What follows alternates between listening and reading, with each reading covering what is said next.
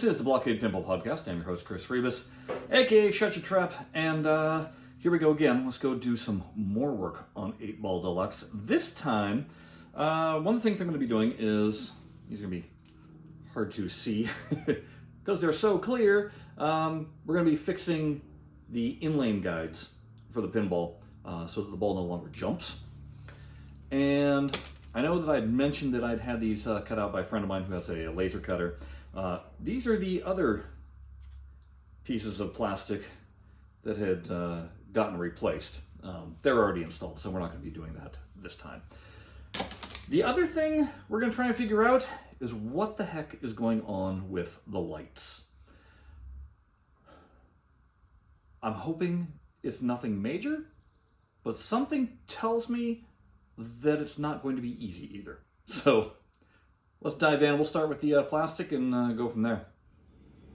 So I made mention that a friend of mine had cut these out for me on a laser cutter because my other ones were hammered and not right. But the only problem was we didn't get the hole lined up quite right. So what happens is the ball bounces.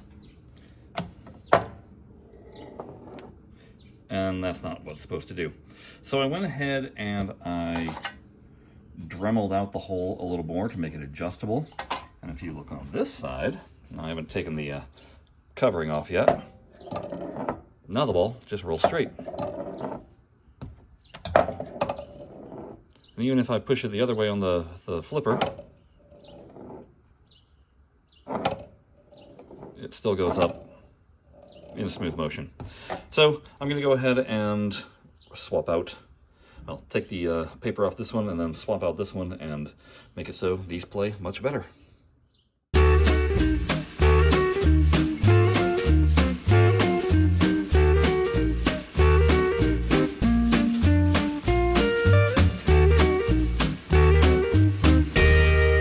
So for whatever reason, these metal bell housings are apparently unobtainium. Like, you can't order them off PBR. But what I wound up doing was finding somebody selling a set of plastics with these already on them and then taking them off. The trick to taking them off, however, because a lot of these are just melted into the plastic, so I use a soldering iron and I just heat up the bottom until they pop out. That's the ones I have here aren't actually belled out. The ones that were on this side were, so it's kind of like your mileage varies on how to be able to put it. Could I melt these back in? Yes, I could. Am I going to? No, because I like having the adjustability. So, lighting. What the hell's going on with it? Since I last showed you in the intro video, I jiggled some things and some of the lighting has come back, which leads me to believe it may be an issue that I hadn't considered before. Basically, what I had thought was maybe there was a loose connection in the wiring. When I redid all the connectors that I messed up somehow. Now I'm wondering if it's actually on the board itself. So let me show you what I mean. So previously, my number 2 was not lighting. Part of that was because it wasn't a bulb, but in the past it just plain wasn't working. I replaced the bulb. Now my number 2 is lighting. If I go up here, the number 2 here also wasn't lighting, but now it is.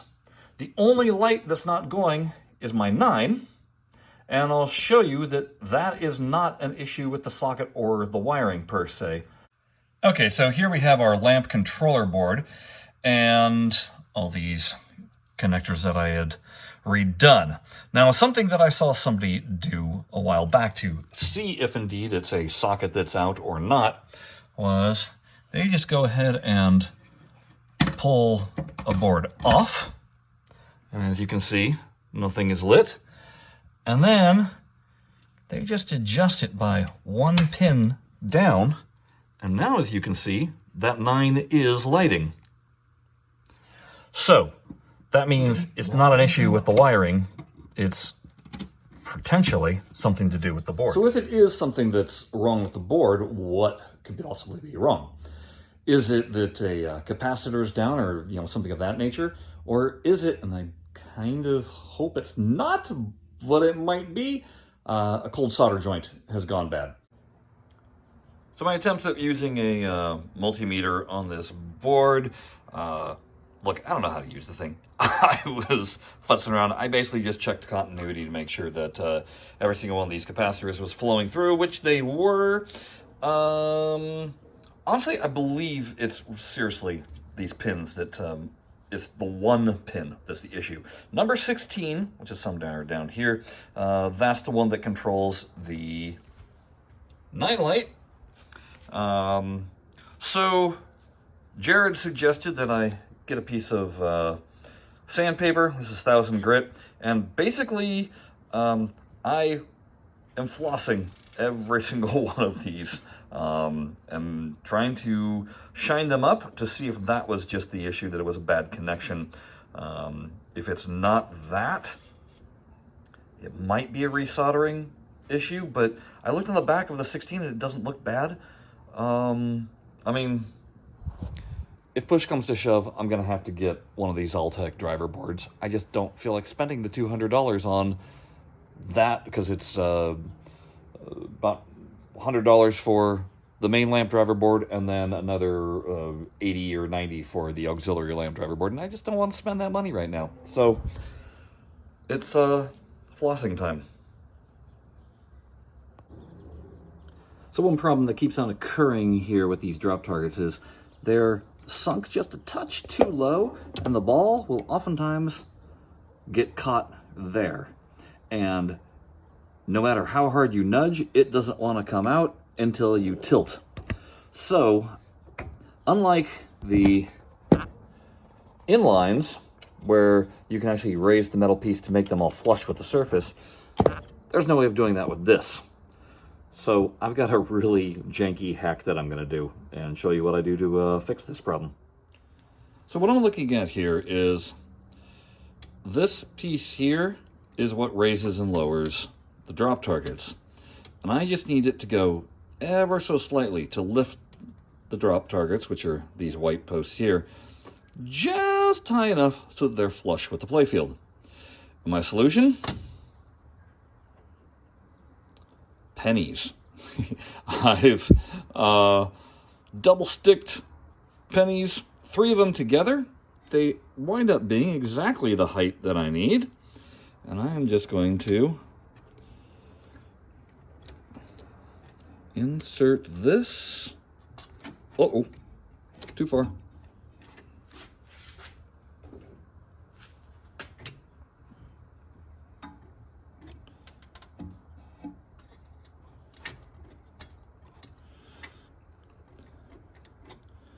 Just to about there. I have it facing the right direction, because I've got tape on the bottom of this too. And then I'm just going to stick that down. That should be the correct height. I'm going to double check up here, and it's flush up top. I'm going to put another stack of pennies on the other side to balance it out all the way across, and that's going to be my really janky hack, but it'll work. And as you can see now, they raised up just enough that the ball can't settle in. It might be able to settle in between 2, like that, but the good news is, slight jilt, and it rolls right off. So, I know, janky, but that'll work.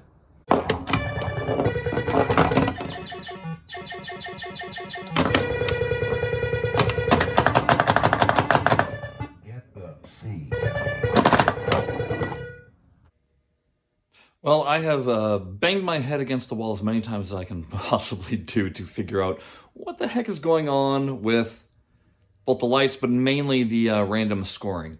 I wound up putting a piece of tape underneath every single switch other than the 8-ball to see if it was a switch just randomly vibrating or hitting or connecting. And even with everything blocked, when I would hit that 8-ball target, the scoring would still happen. So because of that, I think I've determined that I have some bad boards. So when looking at the boards, it becomes a question, though, of what is bad? Obviously, with the one light that's not working, and with me having already learned that the light itself works, it's the post that is the problem, which is number 16 over here. Lamp driver board, that's got an issue. And, I mean, it's old, let's face it. If I change the lamp driver board, well, I might as well change the auxiliary lamp driver board. That way I can put LED lights in. But that still doesn't solve the scoring problem. I thought for a moment that it might be the solenoid driver board, seeing as how I chased the 8-ball wires and where the colors are, and there are some that go up into the solenoid driver board. But realistically, it's that. The MPU, the motherboard. Let's take a closer look at why I do need to replace all my boards. Okay, let's look at the lamp driver board first. Now, from the front, it's not like you can see anything that really is the issue, because it's what's on the back that tells the tale of the tape. Specifically, if we look at this board over here, and we count 16 pegs down, that one right there is number 16. That's the one that controls my 9 light that's not working.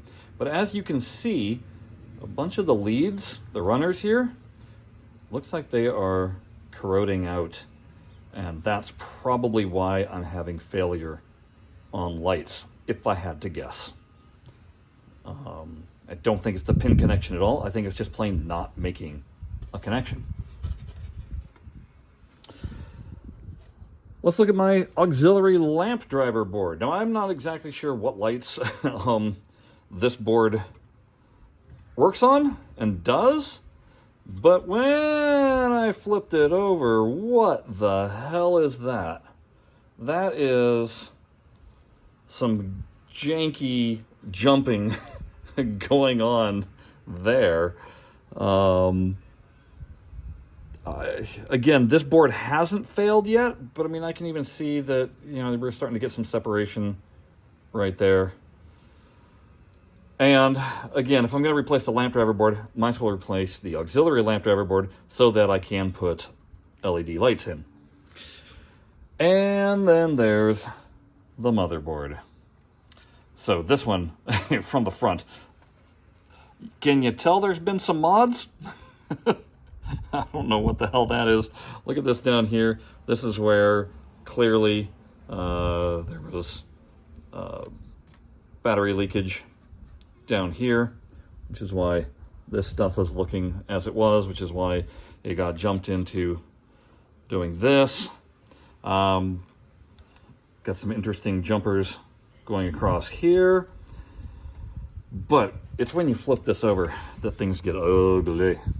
So here's the back side of the board where the battery leakage had happened.